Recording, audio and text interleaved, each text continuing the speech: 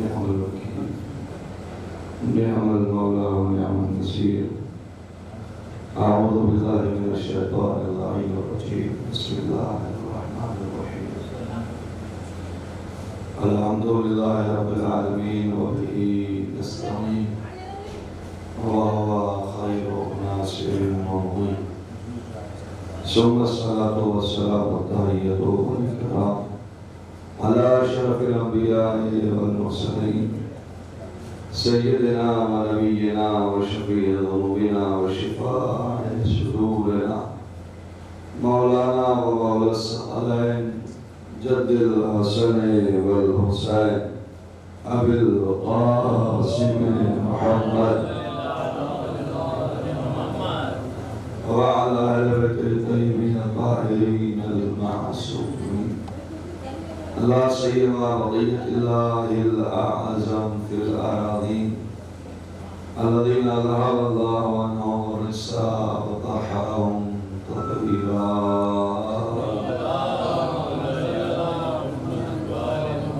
ولعنة الله على أعدائهم أجمعين. أما بعد فقد قال الله الحكيم في كتابه الكريم. بسم الله الرحمن الرحيم. فإذا سويته ونفخت فيه من روحي فقعوا له ساجدين. صدق اللهم صل على محمد وعلى آل محمد. سبحان الله العالم بارگاہ دعا ہے پروردگار عالم اب تک کی ہوئی تمام عبادات کو ہر بندے مومن اور مومنات سے بارگاہ میں شرف قبولیت عطا فرمائے. آنے والی عبادات کو خلوص کے ساتھ انجام دینے کی توفیق خیر و رحمت فرمائے. قبولیت مجلس کے لیے عزاداران سید الشہداء صحت و سلامتی کے لیے پرچم اسلام کی سربلندی کے لیے اور تعجیل ظہور امام زمانہ عجل اللہ تعالی فرجہ الشریف بلند ترین صلوات.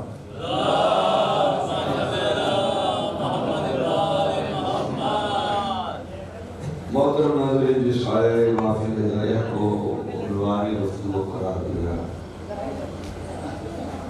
یہ وہ آیت ہے جس میں خداوند عالم ملائکہ کے سجدے کا تذکرہ فرما ہے،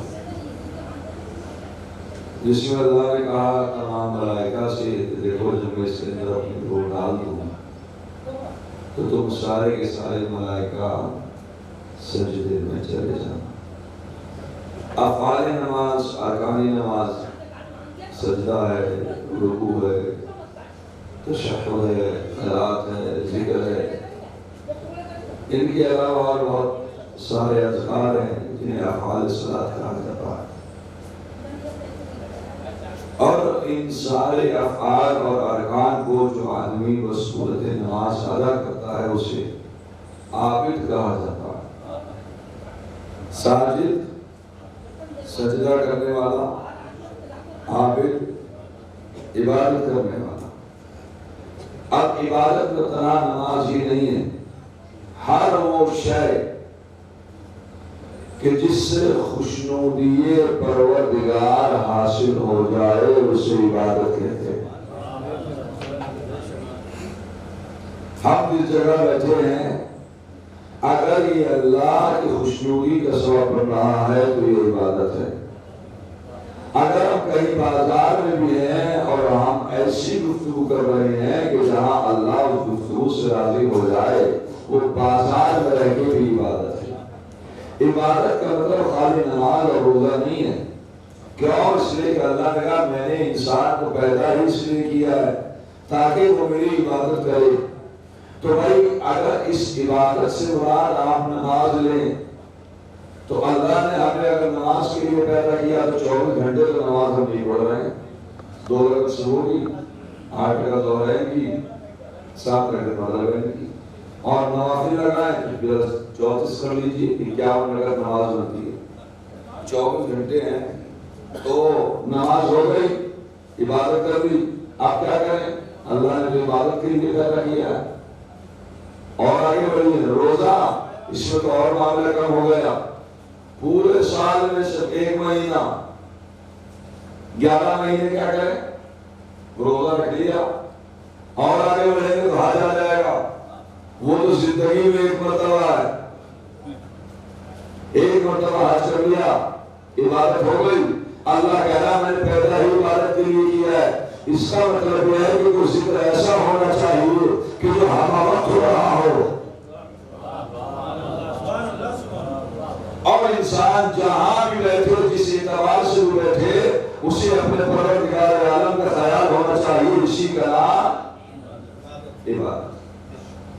اور پھر مولانا نے جملہ ارشاد فرمایا کہ دیکھو لوگوں کی لمبی لمبی عبادتوں پہ بھروسہ کر کے ان کے اوپر اعتبار مت کر لینا، یہ بھی دیکھنا کہ بندوں کے ساتھ میں معاملات میں کیسا ہے۔ آپ ایک لفظ سنیں گے چوتھے امام کی وجہ سے مولا نے کہا ان کے نماز ان کے روزوں کو دیکھنے کے بعد میں ان پہ بھروسہ نہ کر لینا، یہ دیکھنا امانتوں میں خیانت تو نہیں کرتے، معاملات کیسے ہیں، بازاری حالات کیسے ہیں، احباب کے ساتھ کیسے ہیں، دوستوں کے ساتھ وہ کیسے ہیں، غلط ارادے تو نہیں ہے، لیتے دیتے تو نہیں۔ لہذا نماز اور روزہ ایک طرف ہے، معاملات ایک طرف ہے۔ پروردگار تو نے کیسی بات کہہ دی، تیرے نبی نے کیا کہہ دیا کہ نمازی پہ اعتبار نہ کرنا، روزے دار پہ اعتبار نہ کرنا۔ ارے ہم تو یہی چیزیں کرنے کے بعد تو معتبر بن رہے ہیں نا۔ ایک انسان نمازی ہے، بڑا اچھا آدمی ہے، ایک آدمی روزے دار ہے، بڑا مومن ہے۔ کہا میں یہی بتانا چاہ رہا ہوں کہ ہر نمازی اور ہر روزے دار کی عبادت اور روزے کو دیکھنے کے بعد بغیر معاملات دیکھے بغیر اس کے اوپر بھروسہ نہ کرنا۔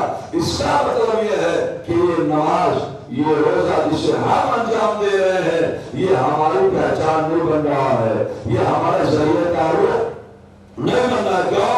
اس لیے کہ نبی نے کہہ دیا، معصوم نے کہہ دیا تنہا نماز اور روزے پہ اعتبار نہ کرنا۔ تو اب تو سلام کیجیے نا چوتھے امام کو، ہمارا نماز اور روزہ عوام میں ہمیں پہچانوا نہیں سکتا، مگر سجاد کا سجدہ وہ ہے کہ جس نے اللہ کو پہچانوا دیا۔ سلام کر دے محمد و آل محمد۔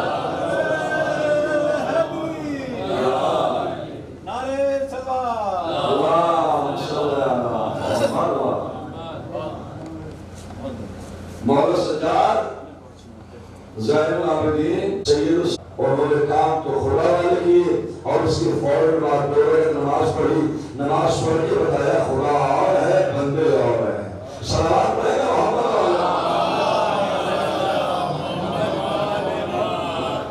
لہذا عبادت کے اوپر اعتبار، عبادت میں کیا ساجدین اللہ نے اس سے کہا قرآن مجید کی دوسری ہے وَجَعَلْنَاهُمْ أَئِمَّةً يَهْدُونَ بِأَمْرِنَا لَمَّا صَبَرُوا وَأَوْحَيْنَا إِلَيْهِمْ فِيهِ الْخَيْرَاتِ وَإِقَامَ الصَّلَاةِ وَكَانُوا لَنَا عَابِدِينَ۔ یہ عابدین کے حوالے سے خدا عالم کی آیت ہے۔ اگر ہم نے امام بنائے وَجَعَلْنَاهُمْ أَئِمَّةً، ہم امام بنانے والے ہیں، اللہ نے لفظ کہنے کے بعد بنا دیا کہ امام تمہیں نہیں بنانا ہے، امام بنانے والے ہمیں ماننا تمہیں، بنانے کا اختیار اللہ نے تمہیں نہیں دیا، ہم بنائیں گے وَجَعَلْنَاهُمْ يَهْدُونَ بِأَمْرِنَا، وہ ہمارے امر سے ہدایت کریں گے۔ وَأَوْحَيْنَا إِلَيْهِمْ فِيهِ الْخَيْرَاتِ، ہم نے ان کی جانب تمام اچھائیوں کی وحی کی ہے۔ وَإِقَامَ الصَّلَاةِ، اور وہ نماز کو قائم کرتے ہیں۔ وَآتُوا الزَّکَاةَ، اور وہ نماز کو وہ زکات کو دیتے ہیں۔ یہ کس کے ائمہ کے حوالے سے گفتگو ہو رہی ہے۔ اذان نماز پڑھتے ہیں، زکات دیتے ہیں، یہ دونوں الگ الگ کام ہیں۔ اگر ہم نماز پڑھ رہے ہیں اس وقت میں زکات نہیں دے سکتے، لیکن اگر زکات دے رہے ہیں ہم اس وقت میں نماز نہیں پڑھ سکتے۔ بس تاریخ میں ایک ہی ذات ہے کہ جس کا نام علی ہے، جس نے نماز بھی پڑھی ہے، حالت رکوع میں زکات بھی دی ہے۔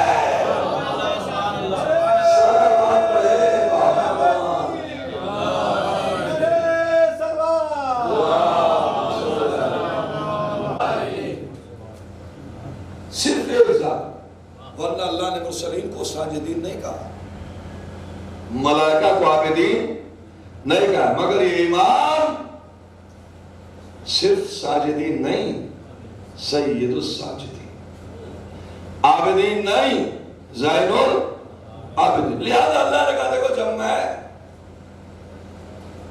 جناب آدم کے پتلے کو مکمل کر لوں تو تم سارے کے سارے سجدے میں چلے جانا۔ سب سجدے میں چلے گئے علاوہ ابلیس کے۔ ابلیس سجدے میں نہیں گیا، اللہ نے اسے بارگاہ الہی سے نکال دیا۔ ٹھیک ہے، اب جناب آدم کہاں رہ رہے ہیں؟ جنت میں رہ رہے ہیں۔ ساکن جنت ہے، اللہ نے مالک جنت نہیں بنایا۔ اگر مالک جنت بنا دیتا تو پھر تو سارا معاملہ ہی حل ہوتا، پوری کائنات وہیں تو نظر آتی۔ ہر آدمی کائنات میں آدم کی اولاد ہے، ہر آدمی کہتا ہے میرے ابا کی میراث ہے، کوئی بچ جاتا؟ اللہ نے انہیں ساکن بنایا۔ مگر ایک مرحلہ یہ آیا، منصور بھائی توجہ چاہ رہا ہوں آپ کے جملے میں، ایک مرحلہ یہ آیا کہ اللہ نے کہا یا آدم اسکن انت وزوجک الجنہ وَكُلَا مِنْهَا حَيْثُ رَغَدَا، جیسے مرضی ہو ایسے کھاؤ پیو، یہ پوری جنت تمہارے لیے، کوئی درجہ نہیں ہے، بس ایک شرط ہے لا تقربا هذه الشجرة، اس درخت کے قریب نہ جانا، اگر چلے گئے تو جنت سے نکال دیے جاؤ گے۔ پروردگار آخر ایسا اس درخت میں کیا ہے؟ علماء نے بیان کیا یہ درخت منسوب ہے شہزادی فاطمہ زہرا سے، یہ درخت منسوب ہے شہزادی فاطمہ زہرا سے، کہ اگر نبی ہو کے بھی فاطمہ کے حق کے پاس میں چلے گئے تو جنت سے نکال دیے جاؤ گے۔ تو اگر پورا حق زہرا کھا جائے،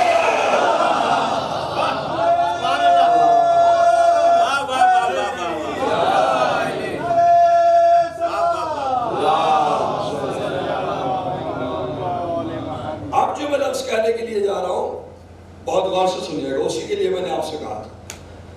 اور جب جناب آدم چلے گئے تو ہمارے یہاں یہ عقیدہ ہے کہ ہمارے یہاں نبی نبوت سے پہلے ہو یا نبوت کے بعد معصوم۔ برادران اہل سنت کے یہاں ضروری نہیں، عصمت سے پہلے کو نبوت اور عہدے سے اور منصب سے پہلے والی منزل میں ان کے یہاں اختلاف ہے، مگر ہمارے یہاں جسے اللہ نے نبی بنا کے بھیجا ہے،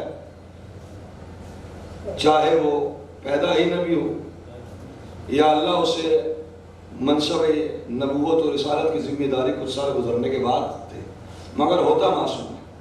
اب جب معصوم ہے تو یہ جو کام کیا جناب آدم نے تو اسے تعبیر کیا جاتا ہے ترک اولا سے۔ یہ نا ماشاءاللہ سب جانتے ہیں ترک اولا کا مطلب کیا ہے؟ بہتر کام کو چھوڑ دینا، ہلکے کام کو اختیار کر لینا۔ آدم کے لیے بہتر یہ تھا کہ تم درخت کے قریب نہ جانا، جنت میں رہتے رہو گے، لیکن اگر ایسا کر دیا تو جنت میں رہ نہیں سکتے۔ تو جنت سے حضرت آدم کیوں آئے؟ چونکہ اولا کو ترک کر دیا، ترک اولا کو ترک کر دیا۔ اب میرا جملہ سنیے کہ اگر بات پہنچ جائے اور دلوں میں اتر جائے اور دلوں کے اندر حضرت امیر المومنین علیہ السلام کی محبت ہو اور خون میں روا دبا ہو، بابا نے بڑے سوال پڑھے گا حضرت محمد تو آپ جملہ کو ایسے محسوس کیجئے گا، لگنا چاہیے کہ جیسے یہاں نہیں میدان غدیر کے اندر بیٹھے ہیں۔ حضرت آدم کو کیوں نکالا؟ اس لیے کہ ترک اولا ہو گیا۔ کیوں نکالا؟ ترک اولا ہو گیا، اولا کو چھوڑ دیا، اولا کو چھوڑ دیا، اولا کو چھوڑ دیا۔ آدم ایک اولا کو چھوڑ دے، جنت سے نکال دیا جائے جو غدیر کے مولا کو چھوڑ دے۔ مسجد منبر منبر شافعی محشر ساقی کوثر، کس نے چیرا کلا ادھر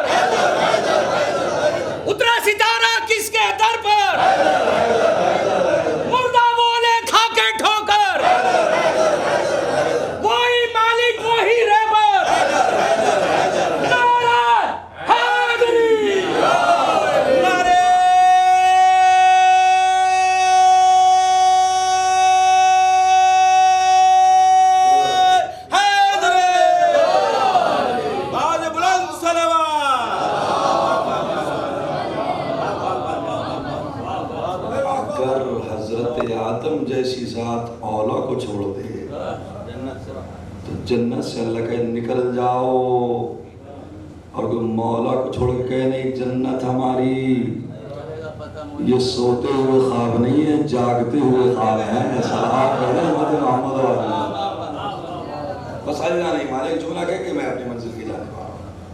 ابھی یوپی کے ایک شہر میں نام لینے سے اجتناب کر رہا ہوں، آپ شاید ہو سکتا پہچانتے ہو، انہوں نے جلوس کو کچھ خاص مذہب کے لوگ، ایک دھرم کے لوگ، اور انہوں نے آنے کے بعد میں کہا کہ جلوس یہاں سے نہیں، ہمارے علاقے سے اور ہمارے محلوں سے نہیں نکلے گا، پچھم کی بات ہے۔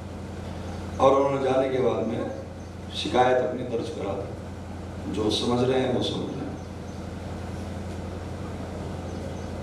اب جلوس کے لیے جہاں اپنے قدیمی راستوں سے گزرتا ہوا جاتا تھا، جہاں رجسٹرڈ تھا جلوس، انہوں نے اس پہ آنے کہا بھائی نہیں، ان کا جلوس تو پرانا ہے اور ان کے روٹ معین ہے، رجسٹرڈ ہے۔ کہا نہیں، ہمارے گھروں کے سامنے سے، ہمارے علاقے سے جلوس نہیں نکلے۔ اب دھرم سے سمجھ گئے ہوں گے کون لوگ ہوں۔ لہذا جب انہوں نے کیا تو بہرحال، اور اگر آپ نے ہماری بات نہیں مانی پرشاسن نے، تو ہم فلاں مقام پہ جانے کے بعد دھرنا دیں گے، جلوس ہم اپنے محلے میں نہیں آنے دیں گے۔ آج بھی جلوس ہے نا، تو بس لفظ سنیے گا، جلوس نہیں نکلنے دیں گے، عزاداری نہیں ہونے دیں گے، یہاں سے نہیں جائے گا، وہاں سے نہیں جائے گا، ایسے جائے گا، ویسے جائے گا، ہمیں تکلیف ہوتی ہے، ہم جلوس کو نہیں نکلنے دیں گے۔ بس ایک ہی لفظ کہتا ہوں، تمہاری حیثیت کیا ہے، تمہاری بساط کیا ہے، تمہاری اوقات کیا ہے، تم پہ کائنات کیا ہے، غور فرما رہے ہو؟ اور ایک لفظ سنیے گا، لطف لے لیجئے گا۔ آپ جلوس کے اوپر پابندی لگانے کی بات کر رہے ہو، جب یہ جلوس کل کے اصلی یزید سے نہ رکا،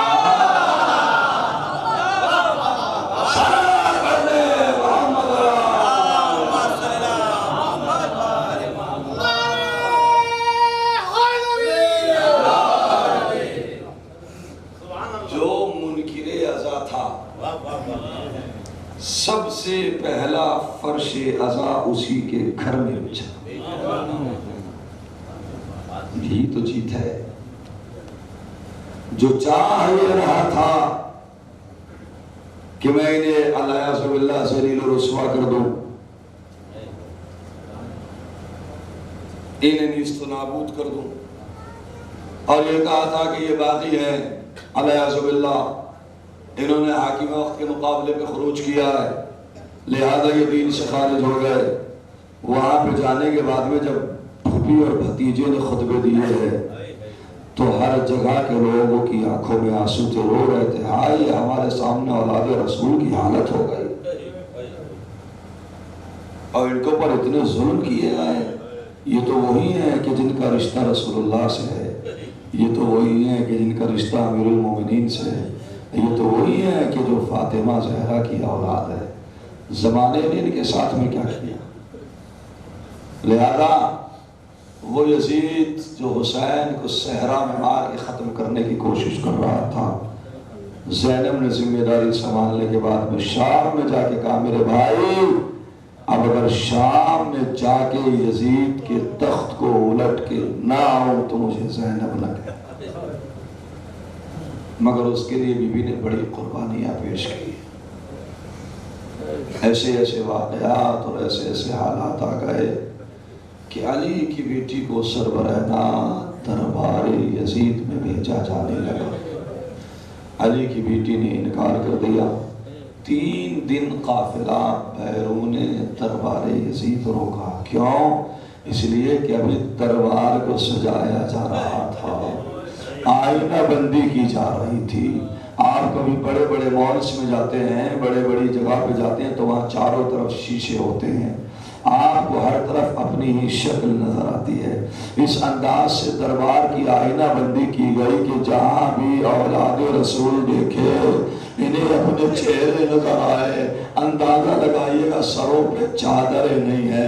ایک مرتبہ جناب زینب نے اندر جانے سے انکار کر دیا۔ کس میں ہمت ہے کہ جو ہمیں اندر لے کے چلا جائے؟ جناب زینب نے بس ایک جملہ اس وقت میں کہا تھا اور تاریخ نے لکھا ہے کہ سانس ٹھہر گئے تھے، اونٹوں کے گلوں میں بندھی ہوئی گھنٹیاں جو ہل رہی تھی ان کی آوازیں ختم ہو گئی تھی۔ اگر علی کی بیٹی جو ولیہ تھی ایک حکم دے دیتی دربار وہی تمام ہو جاتا، مگر منزل امتحان سے گزرنا تھا۔ ایک مرتبہ زینب چاہتی ہے کہ بددعا کے لیے ہاتھ اٹھائے، اب جو سر حسین پہ نظر پڑی تو آنکھوں سے آنسو آ رہے تھے، زینب اسی عالم میں دربار میں جانا ہے۔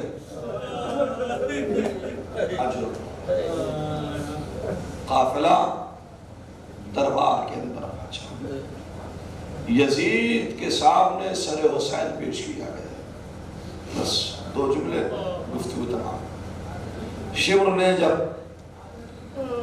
سر حسین پیش کیا تو یزید نے شمر کو بلایا اور بلانے کے بعد میں کہا شمر یہ کس کا سر ہے؟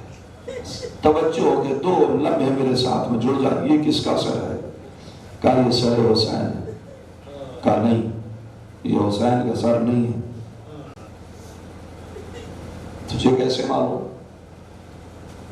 کہ میں نے ولید کو جب خط لکھا تھا نا بیعت کے لیے مدینہ، میں نے اس سے کہا تھا ولید میں نے حسین کو دیکھا نہیں، بتا حسین دکھتا کیسے ہے؟ تو اس نے لکھا تھا کہ حسین وہ ہے کہ جس کے چہرے اور سر کے بال کالے ہیں، خوبصورت ہے، حشاش و بشاش ہے، مگر شمر جس کا تو سر لایا ہے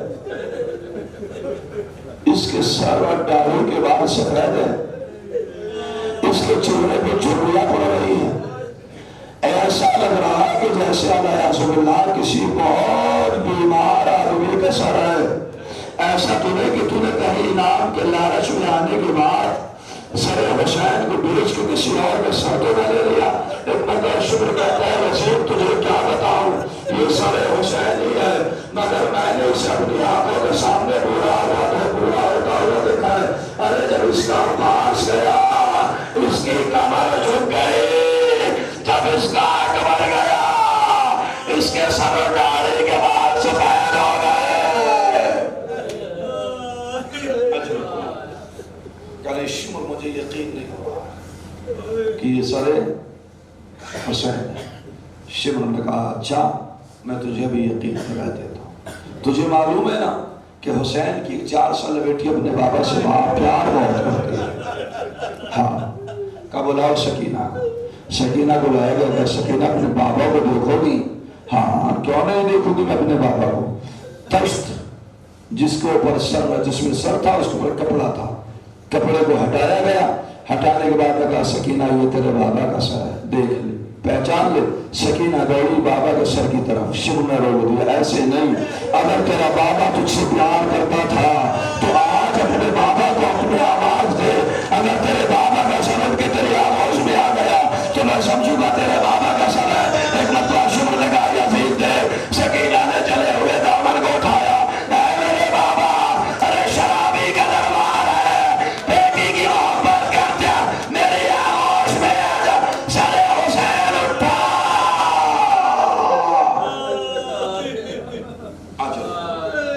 ہاں عزیز ہو، مگر حالات ایسے ہو گئے کہ حسین کی یہ بیٹی قید خانے شام میں فوت ہو گئی۔ بھائی کہ جس کے ہاتھوں میں ہتھکڑی، اللہ یہ منظر کسی بھائی کو نہ دکھائے جو سید سجاد نے دیکھا۔ غسالہ کو بلایا گیا، جب غسالہ آئی تو غسل دینے کے لیے تو اس نے کہا یہ بتاؤ کہ اس بچی کو کوئی بیماری تھی؟ اس لیے کہ اس کا لباس اس کے جسم سے جدا نہیں ہو رہا۔ اتنے تازیانے مارے گئے، مگر جب غسل دے دیا اندازہ لگاؤ عالم غربت ہے، میت کو عورت کے اٹھانے کا حکم نہیں ہے کہ میت کو عورت اٹھائے۔ ایک ہی مرد ہے سجاد، ہاتھوں میں ہتھکڑیاں ہے، پیروں میں بیڑیاں ہے، گلے میں خاردار توق ہے۔ ارے وہ سجاد کی مظلومی سمجھے، سجاد نے اپنی بہن کو ہاتھوں میں لیا، قید خانے میں جہاں سب سے نیچے قبر تھی مولا لے کے گئے، قبر سے 2 ہاتھ نکلے، اے سجاد لا میری امانت کو میرے حوالے کر دو۔ اللہ یہ وقت کسی بھائی کو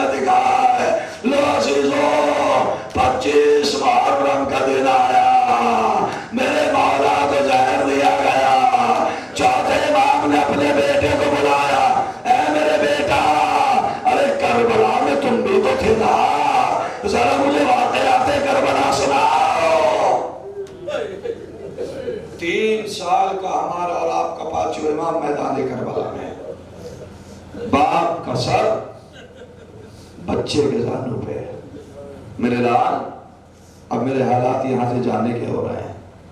زہر نے مکمل اثر کر دیا ہے. بیٹا مجھے واقعات کربلا سنا. مولا محمد باقر نے واقعات کربلا سنا ہے. ایک ایک منظر مولا زین العابدین کی آنکھوں کے سامنے آتا رہا. مولا روتے رہے. ہائے میرا چچا عباس، ہائے میرا بھائی علی اکبر، ہائے میرا بھائی علی اصغر، ہائے میرا بابا حسین. ارے میں مجبور تھا، اپنے بابا کی مدد نہ کر سکا. واقعات کربلا سنتے سنتے میرے مولا کی روح نکل گئی. ایک مرتبہ کر کے اندر انا للہ و انا الیہ راجعون کی صدا بلند ہوئی. وہ عزیز و منجوس مکمل کر دی. ارے سجاد کے بیٹے نے سجاد کو غسل بھی دیا، سجاد کو کفن بھی پہنایا، سجاد کی نماز بھی پڑھائی، سجاد کو دفن بھی کیا. مگر میرا دل کہتا ہے جب مولا کا جنازہ تابوت میں رکھ کے جا رہا ہوگا، مولا نے کربلا کے روک دیا ہوگا. اے میرے بابا، ارے میرے بیٹے نے سب کچھ کیا، مگر آپ کا بیٹا سجاد اتنا مجبور تھا، نہ آپ کو غسل دے سکا، نہ آپ کو کفن دے سکا، نہ آپ کی نماز ماتم حسین.